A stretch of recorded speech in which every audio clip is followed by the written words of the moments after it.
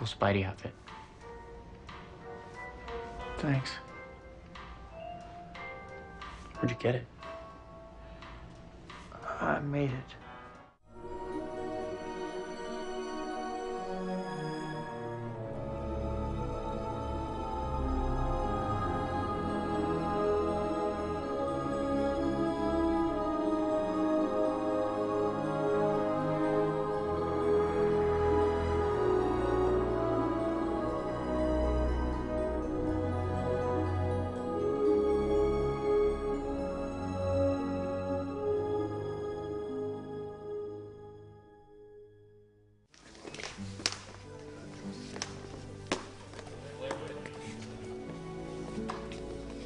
The Spider-Man that Jim Atchison created for this movie is very similar to the one he created in the first movie. At least it will seem that way to the audience. This second costume, while it has details that are different, and the colors are slightly different, I mean, you need to be a real enthusiast to spot the differences. It's a great opportunity to have a go at something again. I mean, this costume was probably the most difficult thing I've ever... It should look very simple and slightly naive. Here we were trying to do something which was about really an acrobat who had this unbelievable kinetic, you know, spiraling ability. So it had to be a very flexible thing. We went through a huge, long, circular trip in terms of developing the costume of Spider-Man. And over a 6-month period, we came back to believing that we had to sort of respect the icon. And in fact, the closer and more truthful we were to the image of Spidey, as long as it moved properly and it didn't wrinkle too much, and the stuntmen were able to do their somersaults, and the CGI people could recreate it, then that was the way to go. This time we're making 35 suits, and we've developed a new way of making them with a sublimation printing process, which isn't quite as good as the silkscreen process, but we save a bit of money and we save a lot of time. The first thing to do is always employ people that are cleverer than you. You know, you're only as good as your own team. So I have a great assistant called Paul Spadone, who worked with me on the last film. We've been working for the past 7 months, 8 months now, sort of revisiting Spider-Man's costume from the first film and updating it and enhancing it, and doing a lot of work with the color of the suit and the printing techniques. The pieces that you're seeing here, we have a whole rack of them, represent a lot of the trial and error of our development and research early on. Each one of these pieces is a silkscreen piece of the suit, and each section of the suit is hand silkscreened in New York by a team of artists there, and each area of the suit requires about 6 screens.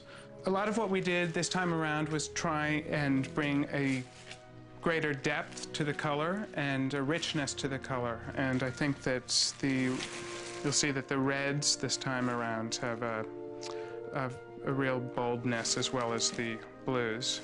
There's a spider that we redesigned, that Jim redesigned on the back, that now has a more elegant, flowing lines that work in more harmony with the back of Spider-Man. If we went with a wider format, he's even going to get smaller in frame. I mean, the way to photograph him now is like this. And there's going to be a lot of room on the sides of the frame, even for a medium close shot. Before, you could make his image much bigger. I mean, the problem is exacerbated if we went widescreen. Right. We're not decided on that. That's the potential problem. The next problem is the graphic difference that we're now talking about, making, in this case, I remember it blended in exactly. It was easier when a shot had to break it. You had to cut off the legs. Occasionally that happens. You had to accept. But in this case, because it makes such a dramatic statement against the wider webbing, it's going to be slightly more offensive to break the graphic a little bit, because we're saying it stands out, and then we're saying but we're cropping it.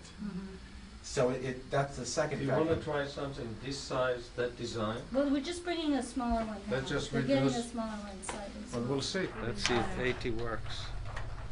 Not bad. 75. You getting this, Grant? Yes, I am. Is this enough? 75 looks pretty Not Better cool. see the whole, zoom back each time and see what the whole. Try 80.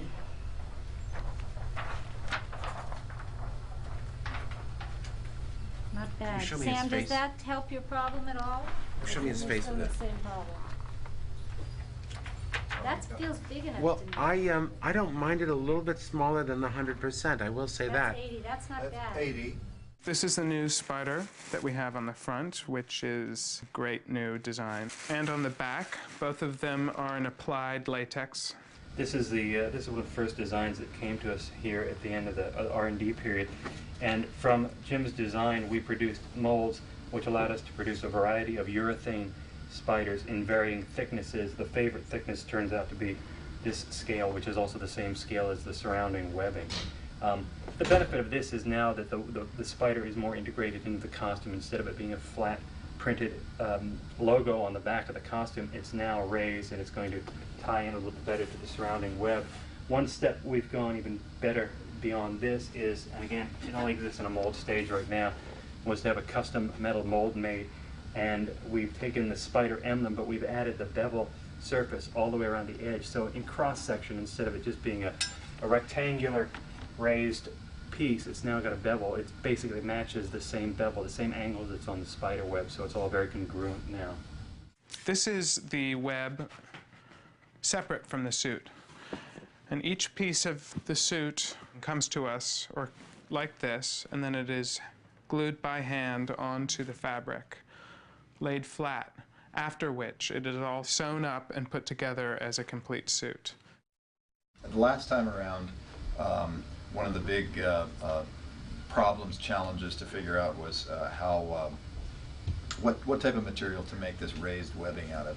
It had to stretch with the spandex, and yet it had to have enough structure that it looked like steely, hardened, tough material. So after some testings with urethanes and silicones and some other materials, we landed on foam latex, which had the right kind of properties to give Jim what he was looking for. This is shows you what the a basic piece of webbing looks like when it comes out of the mold. This is the Spider-Man 1 technology. The improvements we've made this time around are that we have, by using a backing on the mold with a special gasket material, excuse me, and this is a negative mold, we're able to produce pieces that have a lot of this flashing gone. For instance, this piece here, you can see, has much less flashing on it, and that eliminates some of the trimming work. We have made subtle changes in terms of the elasticity of the muscle suit and the movement of the false jaw inside the hood of the costume.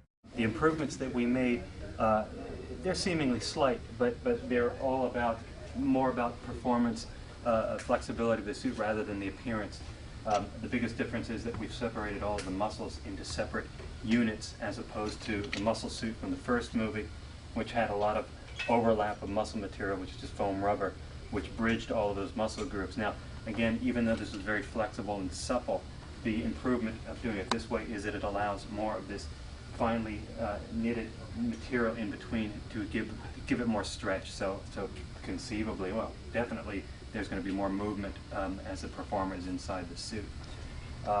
It also allows the suit to fit down a little snugger down in between the valleys, and hopefully it will give you a little more definition to the musculature. Over here we have the various incarnations of helmets. The idea was to come up, as far as the understructure of the helmet goes, we wanted to come up with a new way, a better way to lock the eye frames into the helmet, and we also wanted to add a little bit of flexibility to the jaw. So all of these were various types that were tried, and prototypes put together, Jim chose a couple from that, and we moved forward off of his selection. Underneath this, if it was not the reveal mask, would go the undershell mask. And the undershell mask goes on before the head gets pulled over to give a little structure and design to it. And changes, these were just made for a little more talking this time. There were some changes to the eyes and how the frames go in, convenience-wise and look-wise. The lenses, obviously they don't want to have the lenses on at all times. You want to make it quick and convenient to put the lenses in and out. So the lens is it's a casted urethane and a few little airbrushing things to it. And what it does is it'll go in to the suit, magnetically lock in.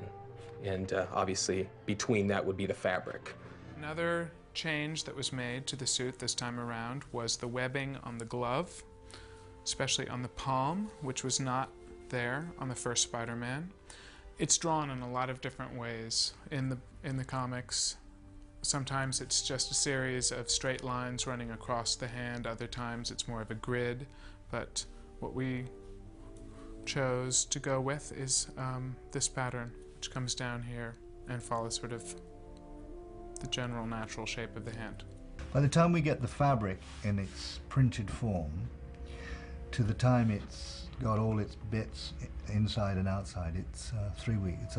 Well, it's longer than that. It's 3 to 4 weeks, a suit. There's an entire shop that sews the suits and glues all of the webbing down. There's another shop with its team of craftsmen fabricating the webs, painting the webs, fabricating the eye lenses, painting the eye lenses. And we also have another shop in New York who's done all the silkscreen printing. So it's a huge enterprise with a lot of people spending a lot of time and putting their talents towards it. I think I deserve a little something for this. Give you $50. I could get more than that on eBay. It's about finding the essence and supporting the characters. And, you know, I've done a lot of what I'd call the look at me school of design, you know, where you're dressing people in big flashy outfits. This is one flashy outfit that somehow had to kind of work. Looks uncomfortable. It gets kind of itchy. It rides up in the crotch a little bit, too.